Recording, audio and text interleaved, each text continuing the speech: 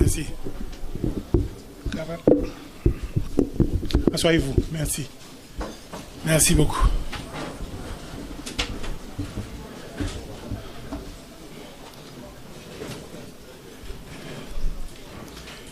Distingués invités, chers collègues, tout protocole observé. Après plus de 25 ans de métier, je sais qu'il ne faut pas être la personne qui se tient entre un individu et son déjeuner. Donc je vais être très bref. Je voudrais prendre quelques minutes d'abord pour remercier encore une fois le Premier ministre Boisvert qui, croyez-moi, a conduit le pays dans un moment particulièrement fragile avec une droiteté et une agilité remarquables. Il me laisse une structure qui est solide et il me permet de construire sur les fondations que lui-même il aura laissées. Je veux aussi remercier les cadres, le secrétaire général et les cadres de la primature qui ont continué à travailler sans cesse, même dans les périodes d'incertitude, pour assurer une certaine continuité à l'action gouvernementale. Il y a environ 12 ans, pratiquement au jour même, c'était au mois de mai, le 21 mai, si mes souvenirs sont bons, je laissais la primature, dans des conditions assez différentes certainement, et avec un certain niveau de frustration. Je venais de passer 4 mois à travailler avec engagement et conviction, et malheureusement, la force des choses, j'ai quitté, je suis retourné aux Nations Unies. Je vous avoue que quand je suis parti, je m'étais promis que définitivement plus jamais l'expérience politique, c'était pas mon domaine.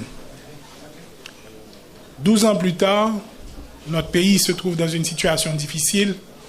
Des amis et collègues nous disent que on a encore besoin d'un coup de main et on pense que vous êtes la personne à pouvoir apporter cet appui.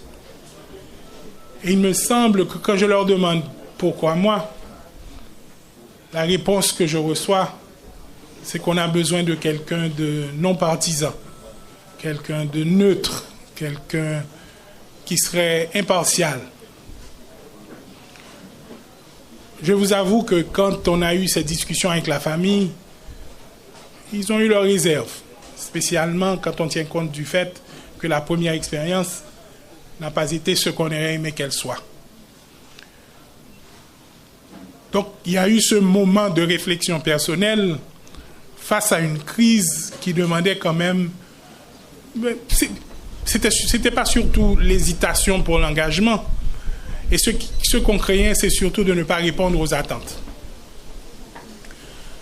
Finalement, bien encadré par le Conseil présidentiel qui a mis, je dois l'avouer, en place une procédure assez élaborée pour pouvoir identifier l'individu qui viendrait jouer ce rôle. Je dois vous dire que j'ai été favorablement impressionné par le niveau de détail, le niveau de sérieux qu'on a mis à trouver les candidats.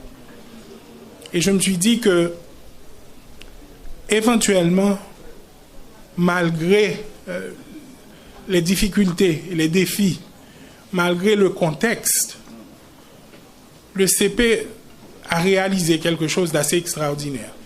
C'est l'une des rares fois, moi, dans ma vie, que je voyais des individus qui ont des différends aussi profonds mettre à côté ces différends et arriver à s'entendre sur un choix, sur une vision, sur un ensemble de priorités. Je vous dis tout ça, c'est parce que j'approche le moment avec beaucoup d'optimisme. Je suis vraiment convaincu qu'ensemble, on va pouvoir faire quelque chose. Je sais, il y en a beaucoup qui se basent sur l'histoire récente de notre pays pour parier sur l'échec de l'aventure. Mais ce n'est pas mon idée. Je crois que dans les grands moments, l'Haïtien a cette capacité de dépassement quand l'opportunité lui est offerte. Et c'est sur ça que je vais miser. Les nouveaux ministres qui sont dans la pièce, j'ai vu depuis 24 heures l'optimisme avec lequel vous approchez vos tâches. J'ai vu l'engouement que vous amenez au travail que vous allez faire. Je sais les défis, je connais les défis que vous et vos familles allez certainement vivre dans les prochains jours.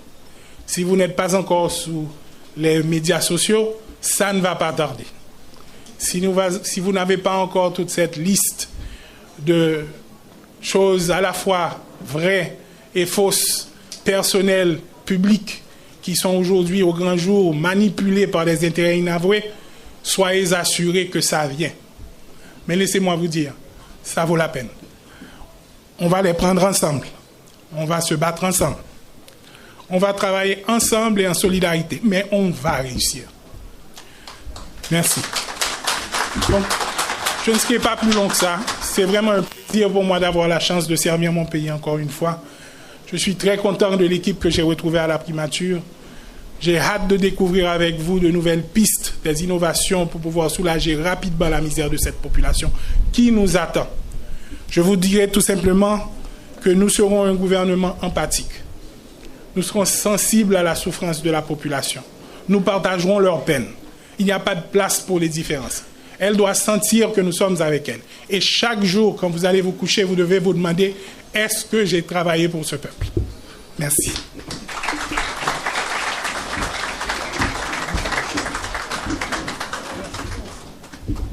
Le Premier ministre, Mesdames, Messieurs.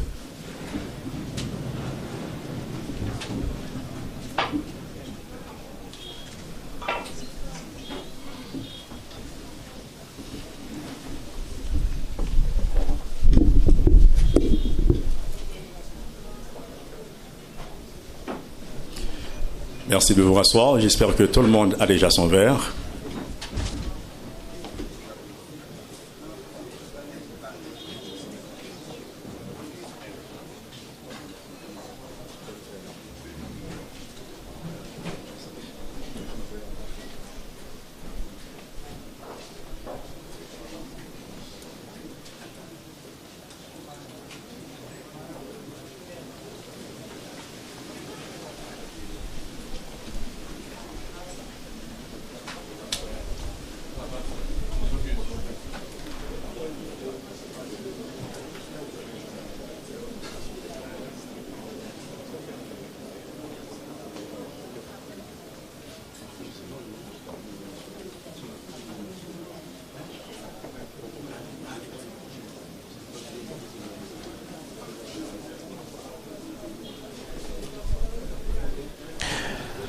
Amis téléspectateurs, téléspectatrices, internautes de la télévision nationale d'Haïti, nous sommes déjà à Djouli, nous dans la résidence officielle Premier ministre Gary Coney, côté deuxième tranche dans le cadre de journée cérémonie pour réaliser l'installation Premier ministre là, ensemble avec le cabinet ministériel qui a déroulé.